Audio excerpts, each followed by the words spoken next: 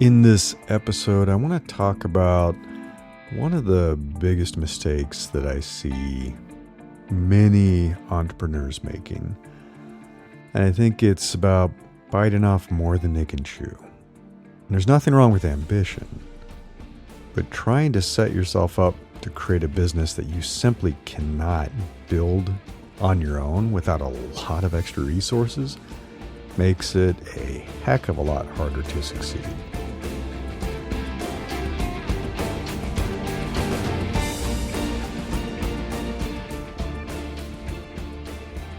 I'm Larry Cornett, and this is Invincible Solopreneurs. So if you want to follow along, this is issue number 42, Stop Pushing a Boulder Uphill, if you go to newsletter.invinciblesolopreneurs.com.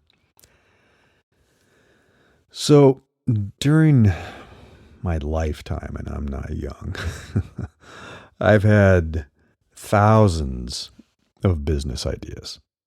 I'm not exaggerating. I ran small businesses to earn extra money when I was a kid. I was always starting up little side hustles to get extra money to buy a bike or to buy more candy or to save money for a car.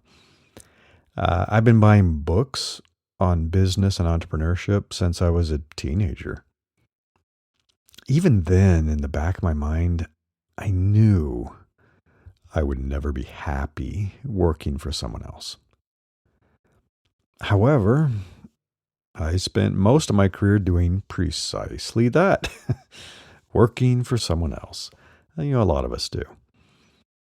For over 2 decades, I moved from employer to employer. I worked at places like IBM, Apple, a startup called Ridge Technologies, Adaptec, eBay, Yahoo. And I tried to be a good little employee. For the most part, I succeeded. I performed well, I got promoted often, and I climbed the career ladder to executive roles. I was a VP at Yahoo, I was, CEO of my own startup. But I was always dissatisfied. I never really enjoyed being told what to do. I guess it's one of my failings. So I left the corporate world in 2010, it's been a while, and started consulting independently again. I've been a consultant before. A couple years after that, I founded a startup and I tried to create, quote, a real business, real business with a tech product, with employees. I had investors, I had a board, all the bells and whistles of a grown-up business. And it failed.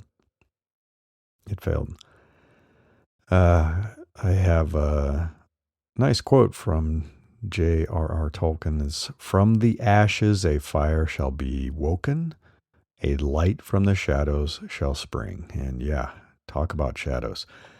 I went through pretty bad depression for a few months after my startup failed.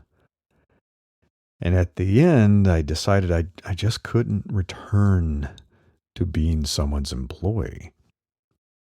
So I started a new business about 7 years ago now. But after the pain of my startup's failure, I vowed not to repeat the same mistakes. I would not push another boulder up a hill. So what do I mean by that? Building and operating a new business is already challenging enough. Running a business when you don't have everything you need to be successful is frequently a recipe for disaster. And I'm sure you've seen this happen. How many small businesses and restaurants have you watched launch and operate for a few months, maybe even a few years, but ultimately fail? A lot of small businesses fail. I've watched, I think it's been 5 restaurants come and go in precisely the same retail space in my small town over the past 7 years. They just keep starting up. They run for sometimes less than a year, and then they fail and shut down.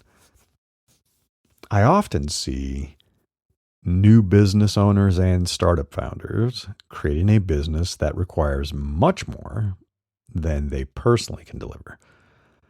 For example, they need investment, so they're looking for investors, or they have to get loans from a bank. They need talent, knowledge, skills, and experience that the founder or the business owner lacks. They need an advanced education or credentials the founder or owner doesn't have yet. I've talked to some people who's like, I got to get an MBA. They need employees to deliver the products or services for the customers. They can't do it themselves. They need expensive office space or really expensive retail space, or they require expensive equipment. So they're pushing this giant boulder up a hill by trying to create a business they can't even begin to operate by themselves. Now, I won't say that companies like that never succeed. Of course they do. Mega corporations abound. We have Ford, we have Coca-Cola, we have Amazon, we have Google, lots of giant corporations that have lots of employees and expensive space all over the place. So, of course, they can exist and succeed. However, I'm not that type of business owner. I do not want to create a massive company. And I'm not that type of business coach. If your dream is to build a massive corporation that generates billions in revenue, plenty of entrepreneurial resources already exist to support you. They're all over the web. There's tons of that. That's why I didn't bother doing anything in that space. I can't help you with that. Go search the web. You'll find tons of support. Instead, my mission is to help people like you, if you're still listening, to help people like you break free of the 9-to-5 grind and build a solopreneur lifestyle business to support you or to support you and your loved ones. I love simple businesses that let you focus on enjoying your life instead of just working hard 24/7. I think we've all had enough of working that hard. And I want to maximize your odds of success. That means eliminating variables and complexity that will make your life harder and increase your chances of failure. For example, I remember a conversation with someone who wanted to open a new restaurant. They were really excited about the idea of running a restaurant. And as we talked more about it, I discovered they had zero experience in the restaurant industry. None at all. They had never worked in a restaurant. They had no connections in the industry. They didn't know how to cook for a restaurant. They certainly couldn't be the chef. They wanted to take out a huge loan to build a new restaurant. And at the end of it all, they didn't even know where to begin because they've never had anything to do with the industry. Now, I can't predict the future. I wish I could, but I can't. But I had a pretty good sense of how quickly this business would fail. So instead, I encouraged them to pursue a business idea closer to their existing talents, the strengths they have, their knowledge, their experience. While my tech startup did fail, my other 3 businesses were, and the one I'm running now still is, pretty successful. I've been able to support my family on just my income from them. I'm the sole source of income for my family. Now, I wouldn't say that I'm wealthy, especially after living in Silicon Valley and seeing what wealth is. But we were comfortable. We were happy. We lived a good life.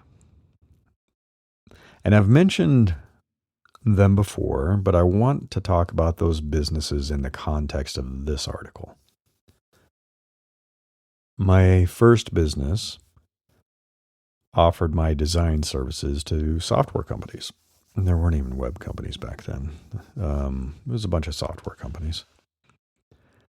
And I already had 95% of the skills, experience, and equipment needed to succeed. I didn't have to buy any new equipment or software. I already knew how to be a designer. I had the experience of being a designer at IBM and Apple. I had to learn some sales and marketing, so that was new. And that was very much trial by fire. But that was about it. I landed my first client in less than a day. I kind of spun the whole thing up in a day and had a client in a day. And that business doubled my annual income from what I had been earning working for an earlier employer. So I was pretty happy about that.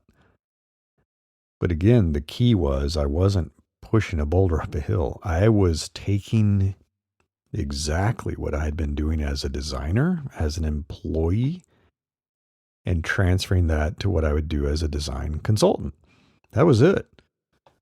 I used to design for my employer, and now I designed for my clients. Pretty easy transition. I created my second business in about a week.